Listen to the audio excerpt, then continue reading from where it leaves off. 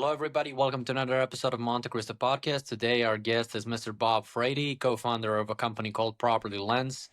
We gather here today to tell us to kind of hear a little bit more about the company and amazing stuff you guys have been doing so far. So, floor is yours, sir, and then you can just go ahead and introduce yourself. Well, thank you, Alex. It's great to be here. Like you said, my name is Bob Frady. I am the co-founder and CEO of Property Lens. Property Lens creates a home history report for any property in the US. So we look at a ton of data, some of which people can find publicly, but most of which they can't. Put it all together, run it through a bunch of rules, and say, here's the questions that you should be asking when you walk into a house that you're considering buying. So we started a couple of years ago after we exited our last startup, which went pretty well, called Hazard Hub. And yeah, I like starting companies and trying to solve problems. Okay, awesome. And then how long ago did you start Property Lens? Property Lens, the idea for Property Lens has been around for a long time. This is something we envisioned doing a long time ago, but Okay. the actual starting of the company was last year. Last year? So 2024, I think, was the official founding. Okay, got it. And then what is the size of your team today? Today we're at 6 people. So 2 business people, 4 developers, and some stringers who keep us all together. Okay, got it. And then tell us a little bit about who's your target audience, who are your clients, who's your perfect client, and then what problems do you solve for them? We have 2 distinct audiences. The first is people who are looking to buy a home. Okay. So, if you're shopping for a home, you're in our target audience. Doesn't matter whether you're young or old. Doesn't matter whether this is your first time or 15th time buying a house. If you're buying a house, you're in our target audience. Okay. The second is the people who serve them. So the realtors, the inspectors, the insurance companies are all targets for us to supply data to or to supply reports to. Okay, got it. And then what is the difference between the things that you offer to one group and the other group? They can be the same thing. So you can have the report for both the buyer and the agent, but we can also unbundle the data and supply the raw data to any one of those entities that we don't supply to the consumer. The consumer doesn't want to get a big JSON feed. They get a little confused when they see that, but a developer eats it up like candy. So for the developer community in those pieces that serve the buyer, it's where we provide data. Got it. And then do you have any background in real estate, or is that something that kind of was an interest of yours? Sure. My background in real estate is largely through the buying and selling of houses. In fact, for this house that I'm in, use the data because it didn't exist at the time. It's one of the reasons why we developed the company is we had a lot of data from a lot of our friends and said, hey, what can you tell me about this house? And I found out 3 things that weren't disclosed that I used to negotiate a better price for the house and to understand what I was getting myself into. So then after using that, we thought, well, why doesn't this exist? So we built it. So from a real estate standpoint, that's been my experience is mostly buying and selling houses. My data experience, however, goes back to the late 80s. So long time. I've been working with data and especially geospatial data for most of the last 40 years? Oh my gosh. I sound so old just saying it. Yeah, for most of the last, let's call it 35 years. Working with data. Okay, got it. And then how do you find your clients today? Like, is it your word of mouth, referrals, or? It depends on the market. So for the consumer, we go onto the portals, we go onto the Insta and the Facebook and all that stuff. The social media channels are our primary channel right now. Then for the businesses that support them, it's through a variety of factors. We happen to know a lot of people because of our relationships in the industry, but a lot of it is, when you advertise to the consumer, you end up recruiting a lot of business as well. Yeah. Because they want to know, okay, how can I get this underlying data and put it into something that I want to use? Yeah, got it. And then when you say you use social media, do you mean you use ads on social media, or you just post? Okay, you use ads. Ads on social media, which is, a continuing, I don't want to call it a problem. It's not a problem. It's a challenge. It's always algorithms changing and tastes are changing. So it's always a bit of a cat and mouse game and that we haven't dominated yet. We want to get to at some point, but we're not quite there yet. Okay, got it. Do you have somebody in your team that has that as a primary goal, primary thing that they do? You're looking at them. So that in connection with our external partners, we have a couple of consultants who help us with that. One who there's a lot of founder-led content. So you see my face a lot on these things. Okay. which I'm not necessarily thrilled with, but it is what it is. You got to do what you got to do to build your business. Yeah. And then I have a buyer and a creative person who help put that together. Okay, got it. And then you said your size of the team is like 6, 7 people, and then throughout the years, throughout your experience, what has been something that you're looking for when you want to bring on somebody new, when you want to hire a new person? What is something that you are looking for? I think that the challenge that we have, and this is the challenge that we had in the last business as well, is people aren't comfortable with being wrong. And we try to make it okay for people to be wrong. It's like, we don't want you to be wrong all the time. But if you're getting something wrong, that's okay. It's okay to fail a bit as long as you don't continually fail on the same thing. Yeah.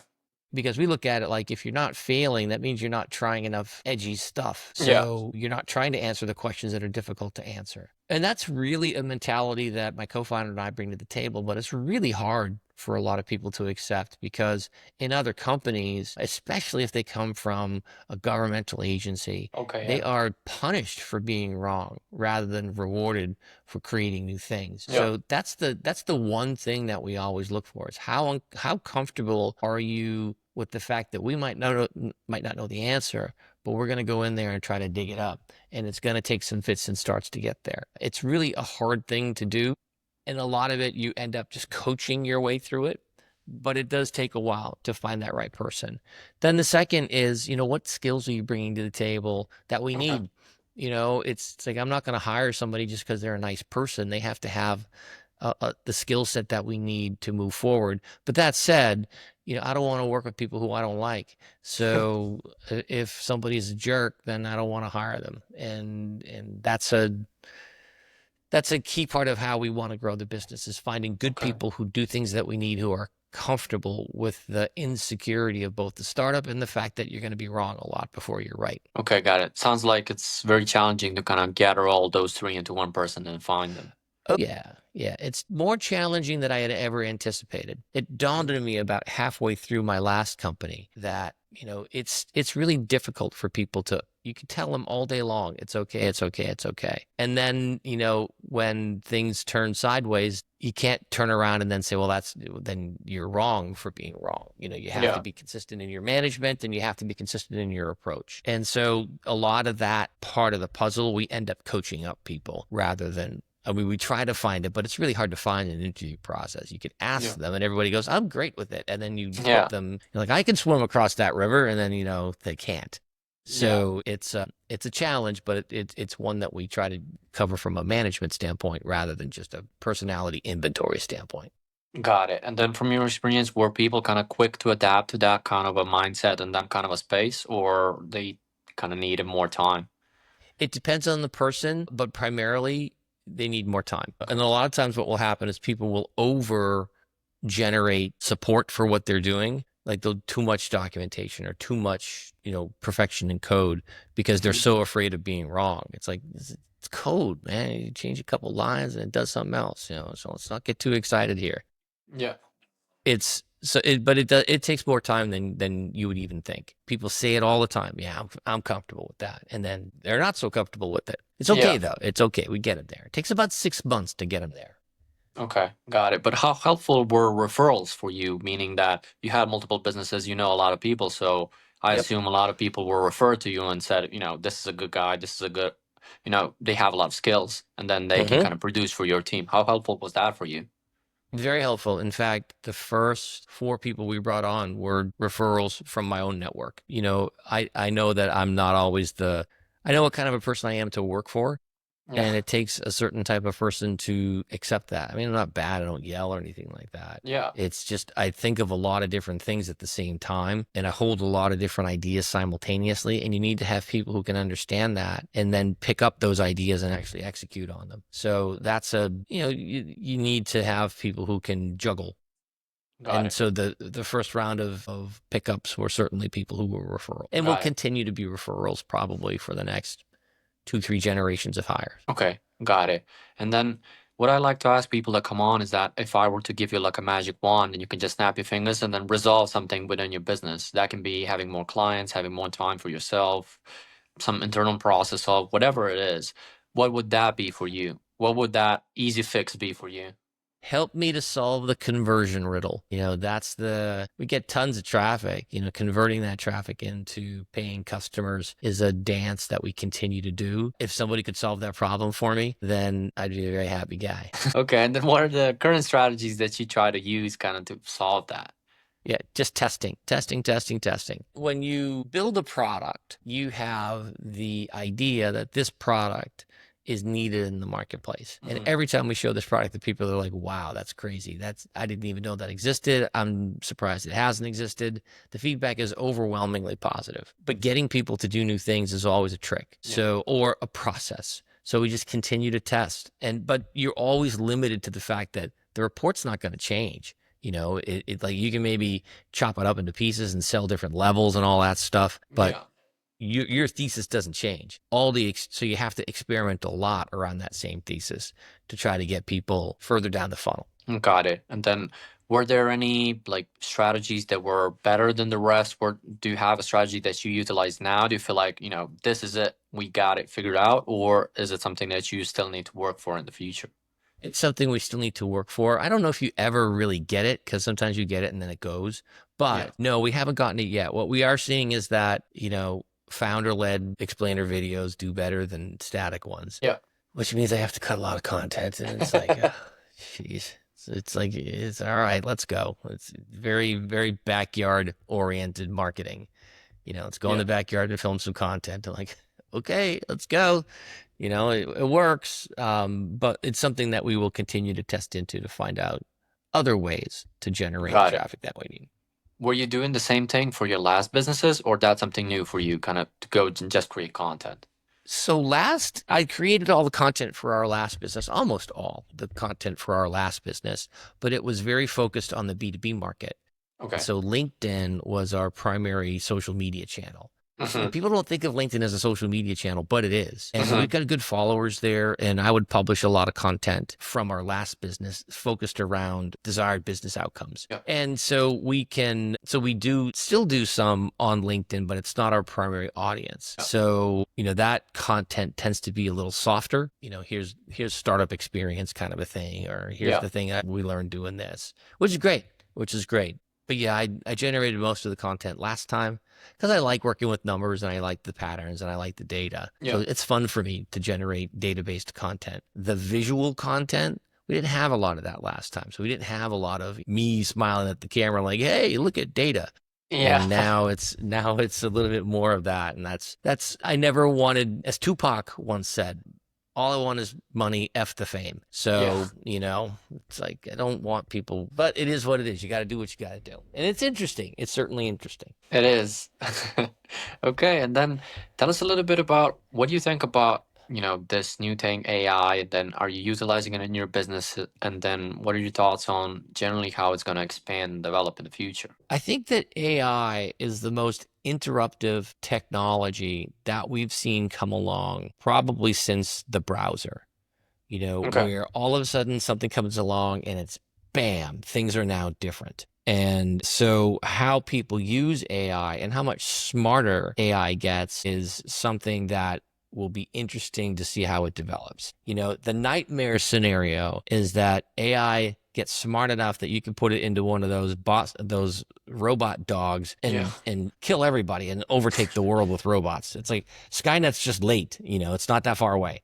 Yeah. That's the nightmare scenario. Hopefully cooler heads prevail and you use AI to really do a lot of the tasks that are error prone. So we use AI a lot. We use AI to help clean and organize data, because when you get data from local municipalities, it can be a mess. So to try to get it to look reasonable, we use AI cleaning to load data, but then we also use algorithms combined with our own algorithms to say, okay, given all this data, tell me what I should be focusing on. And AI is very helpful in looking among multiple pieces of data and then extracting the piece that really means the most. So we use it quite a bit. It's funny though, I'll run a prompt and it's like, 3-4 lines and I think it's the best thing in the world. And then I'll turn it over to our engineer and she's like, it's 50 lines long. She really knows how to work the prompts. We have a person who is dedicated just to our AI integrations. And there's so much more that we can do. but it's an incredible tool. It allows you to be so much more efficient. Rather than hiring a team of data scientists, Yeah. the AI does the work for you. Now, the coding that it does, it's like a fifth grader coding it almost, but it's still a start. I'll use like ChatGPT for some stuff. I'll use Claude for other stuff because they give you different flavors. Yeah. And aggravate my team with, well, here's some HTML, and then they have to sort of integrate it into how our stuff actually works, because you can lose your branding pretty quick if you rely too much on AI tools. But Yeah. I met a guy who's running all of his DevOps with AI agents. I'm like, you should be selling that. That's pretty cool. Yeah. So it's like a jailbreak almost of ideas, where all these ideas have been pent up and trapped by systems. And now all of a sudden the walls are all down and the ideas can Yeah. flow. So it's very exciting from that standpoint, but it's going to have its pros, it's going to have its cons for sure. But mostly I think it's a huge pro. Huge pro. Okay. Do you see any cons for now? Oh, yeah, tons of them. First of all, you have hallucination. I've asked AI to do some things and it's given me the wrong answer, and you Yeah. have to guard against that. So a lot of QA has to go into what you do. And the second is that it just becomes too smart, and everyone goes, nah, nobody will ever do that. But you put enough bad actors in place, you can really mess up a society if you've Yes. got uncontained AI. So it's going to be interesting to see how that plays out in the Yeah. future. They eat a lot of money to run these things, so there's always that financial impact, and one of them could fail. But Yeah. it's a dangerous and promising technology at the same time. Yeah. But I feel like one can't go without the other. There needs to be some kind of balance where the best things in life can be also worse. So I feel like Oh that's yeah, pretty it's normal. like anything, like a kitchen Yeah. knife. It could slice your vegetables or it could hurt someone. Yeah. And people have gotten to a point where, yeah, some people use it for bad stuff, but most people use it to dice vegetables. Yeah. So hopefully that's the place that AI goes to. Got it. And then was it helpful to kind of keep your team a bit leaner, a bit smaller, and then kind of utilize AI and then not have to have, I don't know, 20, 30, 15 people or whatever it is? Significantly, it allows you to be leaner and meaner, which is what you have to be as a startup. You Yeah. have to fight for sometimes when you raise money, you can get a little bit like, we'll just hire some more people. Not a great idea. You want to make sure that your people are as full as possible. You don't want them to be here, Yeah. where they can't breathe. You want them to be here. And with AI, it allows them to be here much more efficiently and not get to here. Yeah. So it does help us quite a bit in keeping the team lean. Got it. And then what are your plans for the future? Are you looking to expand, add more people, generate Oh more yeah, money, whatever it is? world domination is the plan, but we'll see what turns out. We want right now there's sort of three phases to our genesis, if you will. The Okay. first phase is we call them the three I's. The first I is information. So we're Okay. pulling together a lot of data, we're massaging it, we're presenting it. It's static. Okay. It's depending upon, the data can update, but the presentation layer is relatively static. The second is interaction, where Okay. sometimes the data might not be right. So you want to go in there and correct it and then update the rest of the algorithms that we have. And Okay. that's the part that we're starting on next quarter, is how can I interact with the report? And then the third phase will be immersion, where you're Okay. walking through a property and you take your phone and you walk around and you do a little self-inspection of the property, and we can alert you to things before you get an official inspection for that Okay. property, and That's then make them impressive. part of the property's record as well. Yeah, it's a very long-term plan to make the process more and more valuable. You got to get the basics done first, but yeah, we have a Yeah. pretty big vision for what we want this to be. Because then once you have all that, you have a lot of information for inspectors, you have a lot of information for insurance companies, you have a lot of information that's not available to the public because Yeah. you're harvesting that data yourself. Got it. And then do you have a time frame for that vision, or that's still blurry? I want it yesterday, but I think that by year end is where I want to see that come together. Okay. Okay, got it. And then your work continues to be focused on the US, correct? You don't have a Correct. plan to kind of expand on the worldwide basis or something like that. Yeah, that's a very arrogant American thing to say, world domination, when you just mean the U.S. But U.S. domination, we'll start there. And, other countries, the algorithms work with other countries. The extraction processes work. The question Yeah. is what data is available in those countries. Okay. Different different countries are very restrictive. The Yes. beauty of the US is the information's there. Yeah. You can go get it, you can establish the relationships to go get it. Worldwide, the data is much more restricted. So we Yes. don't use PII in our personal information in our report. We could, but we don't. And other countries will just say you can't have that data at all. So that we'll see. We'll see how that goes. Let's handle US domination first, but that gives us the footing to jump off globally to other markets that make sense. Got it. Got it. Awesome. And then we can just wrap it up here by just letting us know if people are interested to learn more about you or what you guys do in general, what is the best place to find you and then maybe contact you? The best place to find us is always on the web at propertylens.com, lens.com. That pretty much tells you what you can do if you want to reach me. And then we're on all the socials as My Property Lens. Okay.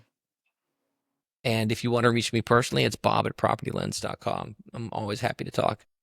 Got it. Awesome. And then also people can use your LinkedIn to kind of find you, right? Oh, yeah, on the LinkedIn, too. It's Bob Frady on the LinkedIn. Luckily, there aren't a lot of Bob Fradys on LinkedIn, so I'm pretty easy to find. Like, if your name is John Smith and you're on LinkedIn, it's a nightmare to try to find you. It But Bob is. Frady's pretty easy to find. Okay, it was a pleasure to have you, sir. I appreciate your time, and then hopefully we can connect sometime in the future when that U.S. dominance is kind of asserted, and then we can talk a little bit more about that. Thank you, Alex. It's good to see you.